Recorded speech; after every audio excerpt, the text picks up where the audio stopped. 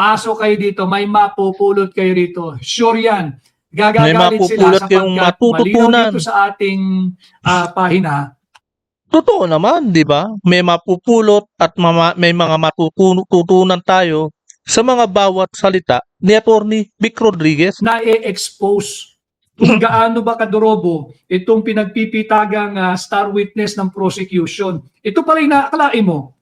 Ito pala yung nahaharap sa kasong arbitrary detention. Panibagong ano, di ba? Sa robbery extortion. Nahaharap sa theft o pagnanakaw.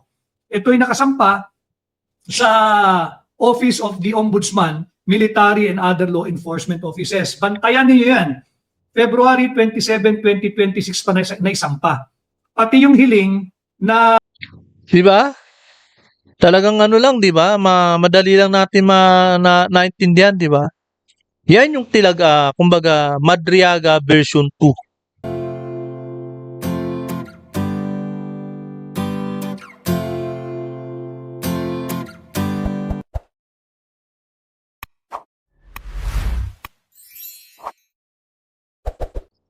At ayan na nga po, no, mga kababayan, mga kapadspress, nagsalita na naman po at nag-lecture, kumbaga may malalaman at matututunan. Matututunan tayo kay Atty. Vic Rodriguez. Kumbaga ito si Atty. Vic Rodriguez kapag nagsalita talagang makakatuto ka talaga eh. Di ba, makaka-relax ka. Tapos habang nagre-relax ka, nakikinig ka sa kanya at natututunan mo. At matututunan natin kasi isa nga kasi talagang abogado. Kaya di ba? Yan nga. Sayang lang at hindi siya naging senador. Pero kung once na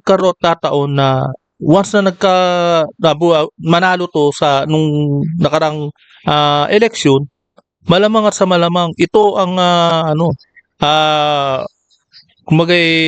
magbabardagulan, makikipagbardagulan diyan sa Senado. At saka ang ganda sana nung lineup, 'di ba? Kung nanalo maraming nanalo sa team may isog noon sa mga Senado. Malamang at sa malamang hindi makaporma tong mga majority ngayon. Kagaya ni Risa Ontiveros, 'di ba? Yung mga new elected, yung mga matatagal na diyan si Ejercito, asa pa, meron pa diyan 'di ba? Sila Soto, sa bagay ka-elect lang nila Soto. Dapat hindi sila diyan Ang dapat diyan ay sila Atty. Vic Rodriguez. Dahil kaduda-duda, 'di ba? Bakit nanalo tong mga to? Lalo na si Mamakino at saka si Pangilinan. Nakaduda, 'di ba? Kaya ito po ang babanggitin ni Atty. Vic Rodriguez ay tungkol sa impeachment at tungkol sa ekonomiya. At tuloy-tuloy pa rin ang natin ang sadsad ng ekonomiya natin. Bumaba na ho. Bumaba. At yung palitan ng piso kontra dolyar ay natalo tayo. Talo na naman tayo sa dolyar, 'di ba? Laban sa piso natin. Ganun lang po, di ba? Kaya ito bago pong lahat ay welcome po muna sa aking channel at muli nagbabalik ang inyong lingkod Padspress TV. At saka etong ang witness na si Kalilong ay may mabubulgar din po. At sasabihin niya po kung ano sikreto at ang magiging resulta ng sikreto ng Kalilong na tong witness na to na alam naman natin sumablay, di ba? Ang daming sablay sa mga tanong ng depensa ni Vice President Inday Sara na todo namang object ng object. Kaya pala object ng object ang abogado ng NUPS. 'Di ba? Kaya ito panoorin po natin ang buong video kung saan magpapaliwanag si Atty. Vic Rodriguez. Tama yung naging pahayag ni Justice Noel Tiham. Ang sinabi niya, ito raw po, itong nagaganap na impeachment ay walang naitutulong para sa ating economic growth. Ayan, Malinaw diba? yan. hindi ito nakakadagdag sa pag-unlad ng ating ekonomiya. No, Tama malinaw yan. naman. Tama siya dyan. Sapagkat ang pagpapatunay, first quarter of 2025, 5.8 ang GDP. Second quarter, naging 5.5, pababa. Nung third quarter, naging 3.9, mababa. At nung Baba. fourth quarter, naging 3% na lang. No, so pababa yun. Pababa ng pababa yung ating GDP. Hanggang ngayong first quarter. Ngayong first quarter, Tapos tuloy-tuloy ang utang at tuloy-tuloy din ang taas ng utang. Dinadagdagan na talaga nila yung utang eh. Di ba? Trillion na utang natin. Baka sa susunod, 20 trillion na magiging utang natin. Bago pumasok ang 2028 election. Di ba? Ang dami-dami na nating utang. Tapos yung mga investor natin, sa bagay na wala na nag-i-invest. Wala nang pumapasok na foreign investor sa atin. Isa pa yan. Tapos sa kasinungalingan na naman kung ano pinagsasabi sa RTV Malacanang. 'Di ba? Etong si Claire Castro na si Kleng Kleng. Kung ano na naman ang pagsasabi. Marami raw sa sunod-sunod daw at dire-diretso daw ang pasok ng mga trabaho. Napakasinungaling talaga, 'di ba? Eh, ito po, no, panoorin po natin ang video mo to. ang ating GDP ay 2.8%. Tingnan natin kung ano ang ating magiging GDP ngayong second quarter. And by the way, para po sa kalaman ninyo, huwag kayong masyadong mawaliw diyan sa grandiose o grandiosong impeachment trial na inihanda sa inyong lahat ng incompetent at bankrupt Marcos Jr. administration. Bakit? Nalinlang na nga tayo eh. Alam mo nyo kung bakit? Nakapokus na tayo sa impeachment eh. Tapos ngayon, nakulong pa si Senador Rodante Marcoleta at lalong nawala na ang focus natin sa flood control. Yung taong bayan naghahanap ng kasagutan tungkol sa flood control, wala na. Ngayon, at nakapokus na tayo sa impeachment na grabe naman ang kasinungalingan ng prosecution at yung witness. Grabe rin ang kasinungalingan na pinaggagawa na dyan sa impeachment. Pero unang-una, syempre, malayo pa naman. Marami pa silang ilang pang article of impeachment ang ilalahad nila. Pero ito lang, no, sablay talaga nung una pa, parang si Madriaga din, di ba? Sablay na sablay. Kaya itong witness na to na si Hilong Talilog, sablay na sablay rin. At wala ring ginawa. Wala ring, kumbaga may mga nasagot siya, pero talagang halatang halata na ang daming kasinungalingan na pinaggagawa niya habang tinatanong siya ng defense. Sablay siya eh. Diba? Kaya naman pala, object ng object ang prosecution ng yung abogado ng NUPL. Kaya pala, object ng object para malihis niya ang mga katanungan at talagang ginugulo. Sa madaling salita, 'di ba? Sinasabotahe yung tanong ng depensa ni Vice President Inday Sara. Kaya ito po, no, panoorin pa po natin ang mga paliwanag ni Attorney Vic Rodriguez. Habang kayo'y nanonood ng impeachment trial, habang kayo'y pinanunood ninyo si Hilong Talilong Kalilong, ang palitan Kalilong. ng piso kontra dolyar kahapon, bumagsak na naman tayo ng 61.50. BSP rate po yon, yung Bangko Sentral ng Pilipinas. At sa actual, yung nangyayari talaga, pag ikay bibili ng dolyar sa BPI, BPI yung una, BPI. Pag ikay bibili ng dolyar sa BPI, ang iyong kinakailangang ilabas para magkaroon ka ng isang dolyar, 61 pesos and 70, mas mataas, centavos. Ganon din sa BDO. Pag bibili ka, kinakailangan mo ng 61 pesos at 70 centavos para magkaroon ka ng isang dolyar. Huwag tayong masyadong magpapalinlang dito sa napapanood ninyong impeachment trial. The real issue is corruption, inflation, at yung walang tugon dito sa napakalaking anomalyang trilyong pisong halaga ng flood control corruption. Balik tayo dyan. Huwag kayong magpapamaliw dito sa kagaya ng testimonya ng hilong-talilong na si Kalilong. By the way, ulitin ko sa mga kakasali Kaya nga, lamang. di ba? Panay ang rally ngayon nang sinisigaw ay laban sila sa corruption. Talagang hindi talaga sila tinitigilan ng taong bayan at hindi malilimutan ng taong bayan ang mga mali-maletang trilyon kung nagaling dyan sa flood control, na pondo ng flood control. Yan po ang masakit na katotohanan. Diba? Si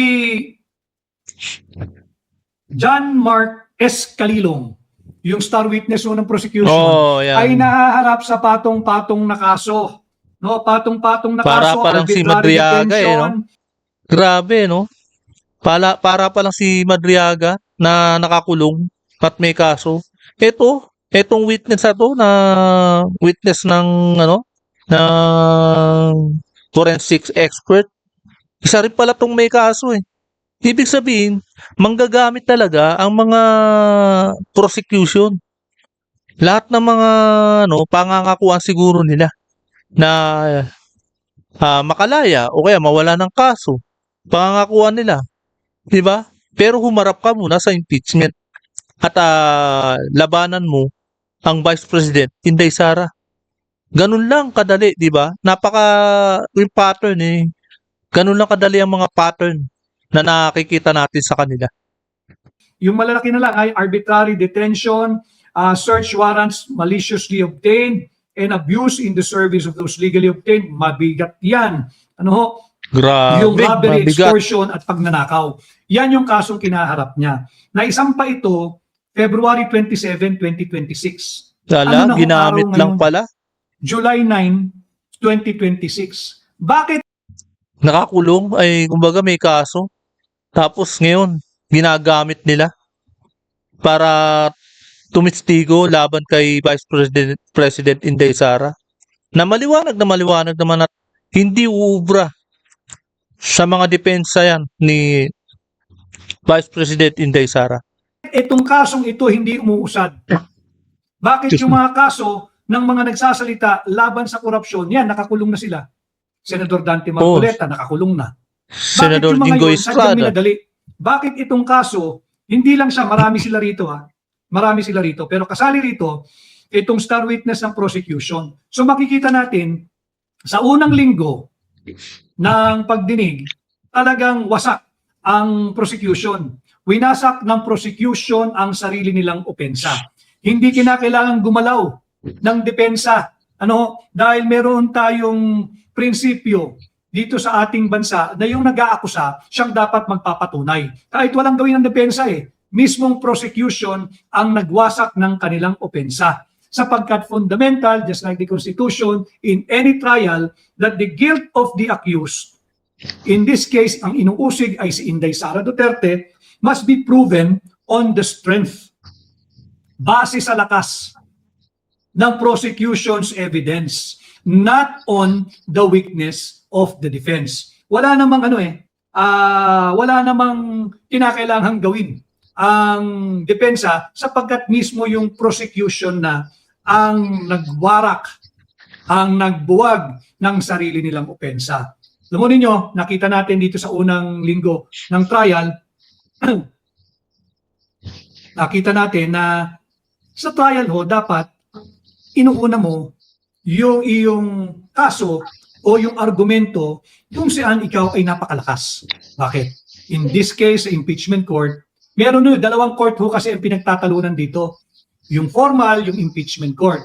You want to win into your side yung verdict or yung acquittal ng mga senator judges. But outside of the impeachment court, may mas malaking universe po dito. Hindi lang sa Pilipinas, kundi sa buong mundo. Hanggat may Pilipino.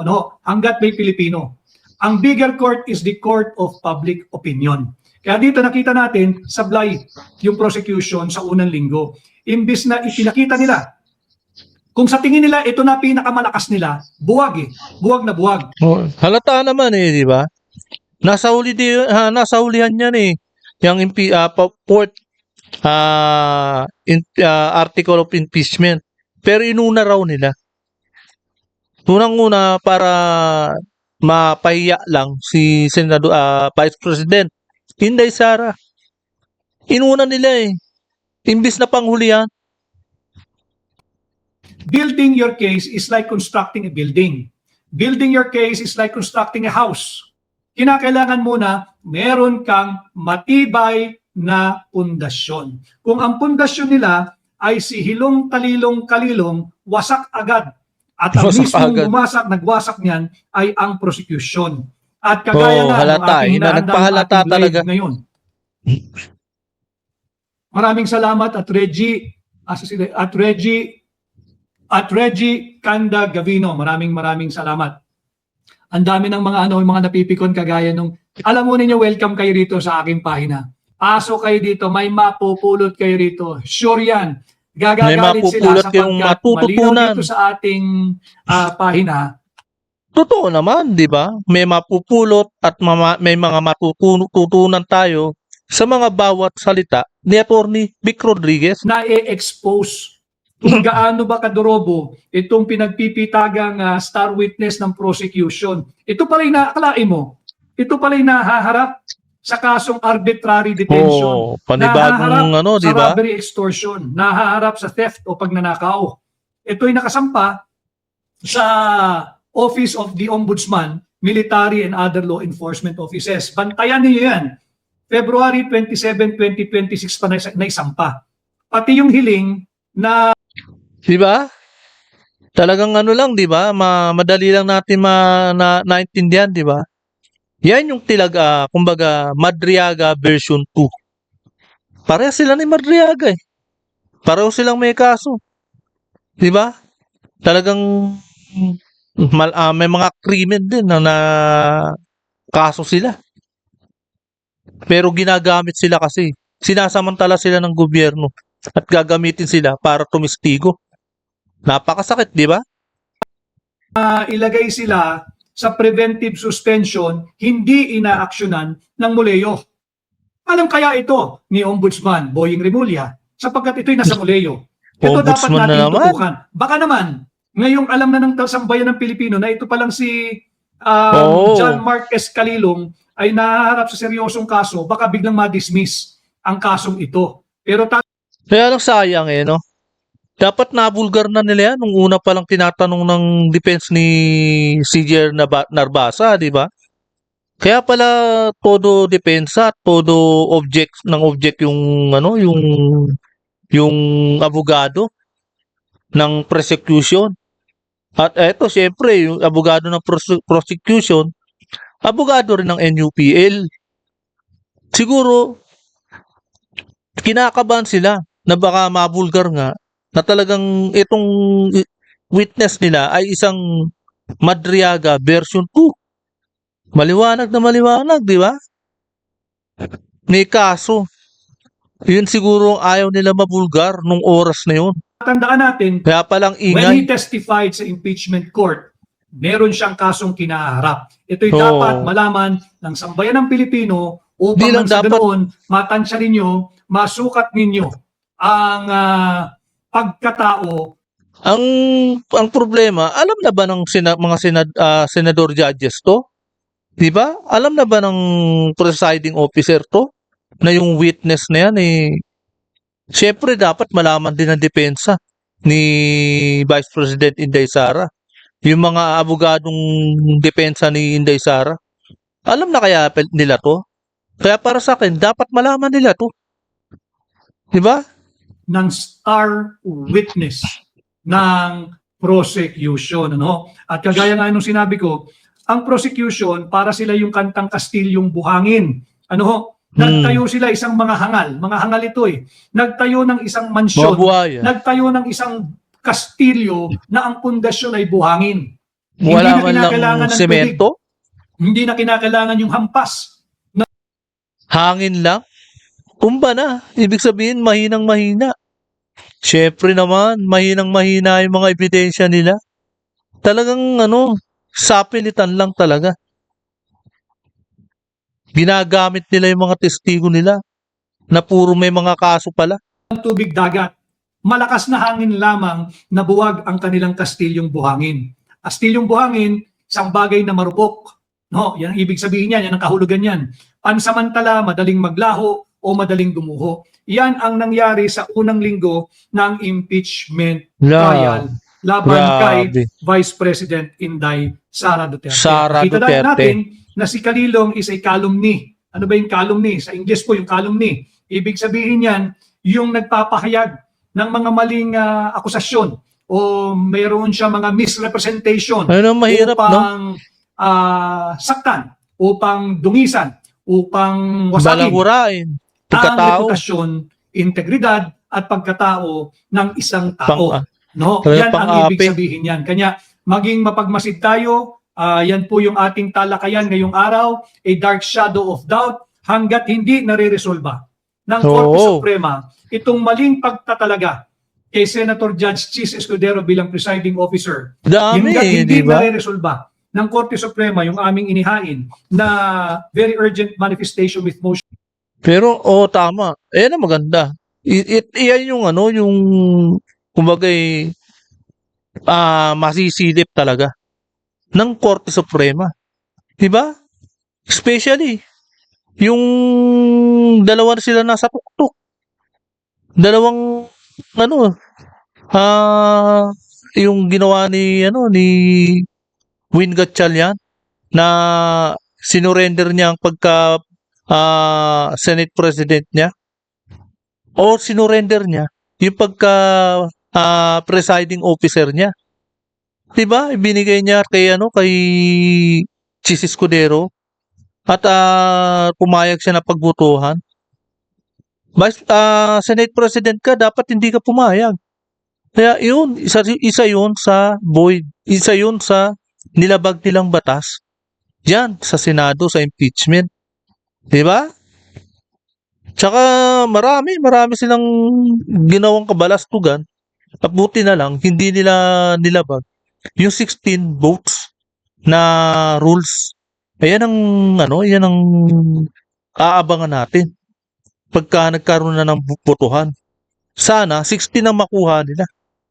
Mukhang mahihirapan sila sa 16 Again, the purpose of the very urgent manifestation with motion is to preserve the constitutional integrity of the impeachment proceedings, to preserve the constitutional integrity of the impeachment court's orders and issuances, and to prevent the trial from proceeding under the baton of or the gavel of a presiding officer whose authority remains under serious and unresolved constitutional challenge. We are challenging the authority doon sa pagtatalaga kay Senator Chis Escudero. Ang may kasalanan niyan, ang punot dulo niyan Si Win ay Gatchalian. ang pagkakatsope, pagbigay, pag-atras, pag-iwas, pagtakas ni Sherwin Gatchalian sa kanyang obligasyon bilang maging presiding officer kaakibat ng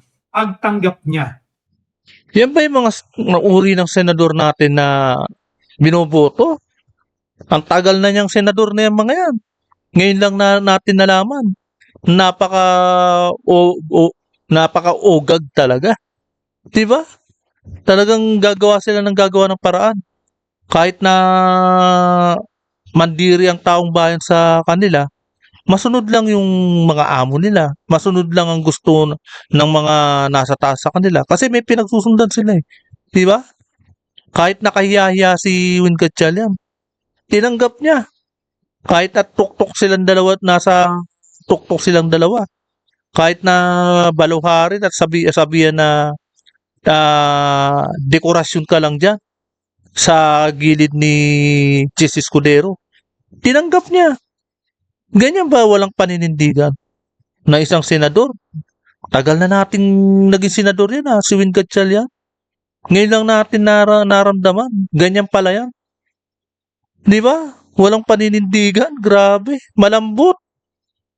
Sa posisyon bilang Senate President. Sana naman, sa darating na linggo, sa Lunes, pag-usapan sa ito Lunes. ng impeachment court, baka sakaling magkusang loob bumaba bilang presiding officer si Senator Judge Chis Escudero, baka naman sakaling kusang magbitiw at ipasa na muna ang Senate presidency kay Chis Escudero sapagkat hindi malakaya nitong Oo. Gatchalian ang trabaho ng SP tinanggap pa. No? So yan yung ating antabayanan.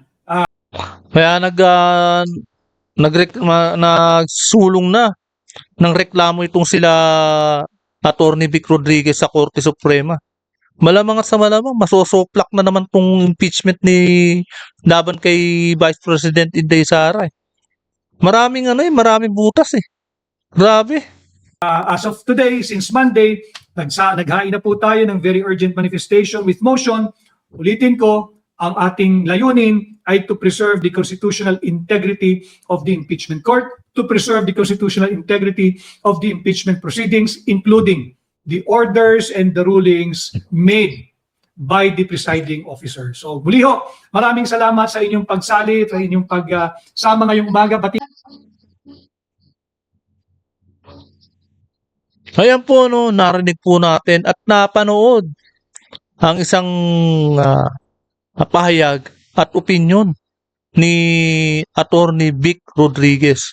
Talagang team maisog. Yan po, no, sana kung kumandidato, sayang lang, no, sana kumandidato ulit siya bilang senador sa susunod na taon na 2028. Di ba? Para sa atin ay karapat-dapat siya. Yung mga team maisog, yan, mga team maisog. Yung mga kampe kay Vice President Inday Sara. Huwag po natin kalilimutan kung sino po yung mga yon. Sa ngayon, wala pa silang line up para sa 12 senador. Kaya yan po, no, hanggang dito na lamang po. At kung hindi ka pa nakakapag-subscribe, please subscribe my channel para laging updated sa bawat upload ko. Maraming salamat po.